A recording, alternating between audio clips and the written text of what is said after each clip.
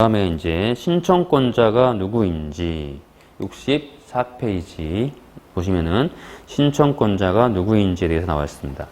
일반적으로는 뭐 거의 대부분의 신청 사건은 채무자가 직접 신청하는 경우가 거의 대부분일 겁니다.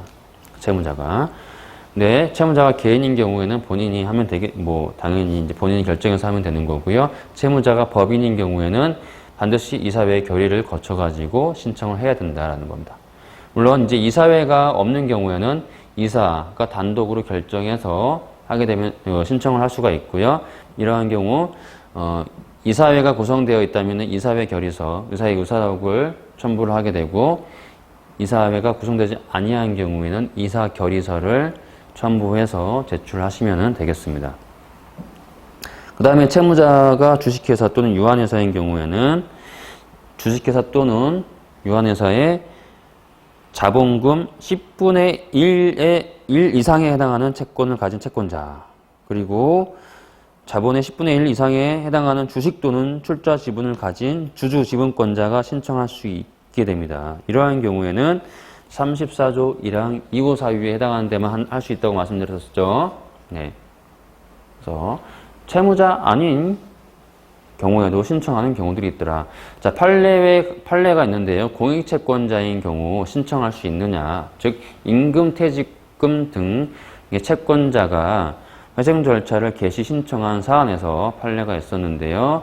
이러한 경우라 하더라도 달리 볼 수 없다. 공익채권이라 하더라도 달리 볼 수 없다라는 그런 판례가 있습니다. 따라서 공익채권자도 회생 절차 개시 신청을 할 수 있다라고 말씀드리고요.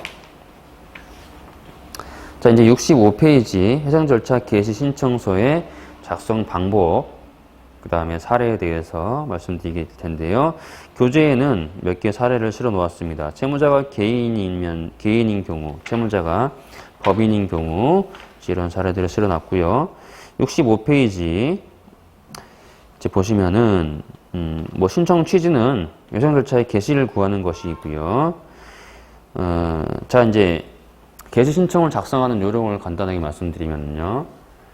물론 이제 개시의 요건이 된다라는 게 이제 가장 중요한 것이고,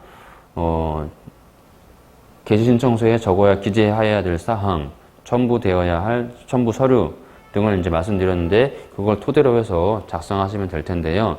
저희는 신문하는 단계, 신문사항 단계까지 염두에 두면서 회생 절차 개시 신청서를 작성하면은 좀 더 훌륭한 신청서가 될 수 있을 것이다. 어떻게 보면 좀 더 효율적인 신청서가 될 수 있을 것이다라는 내용들을 좀 기재했습니다. 왜냐, 이제 채무자가 이제 신문을 할 때, 채무자에 대한 신문 절차가 진행될 때, 이제 신문사항에서 미리 답변을 적어서 제출하도록 하는 것이 실무인데요. 그 기재할 사항들이 굉장히 많습니다. 신문사항에 대한 질문들이 많기 때문에 미리 그 신문사항에 대한 질문을 어느 정도 숙지하고 거기에 대한 내용들의, 즉 답변들이 미리 적어 놓는다면은 신문사항도 기재하기 굉장히 이제 좀 효율성이 있다. 이렇게 보시고 신청서 단계에서부터 이와 같은 내용들을 한번 기재해 보자는 거고요. 목차도 마찬가지로 신문사항에서 물어보는 사항들 이제 순서대로 한번 적어 보자는 겁니다.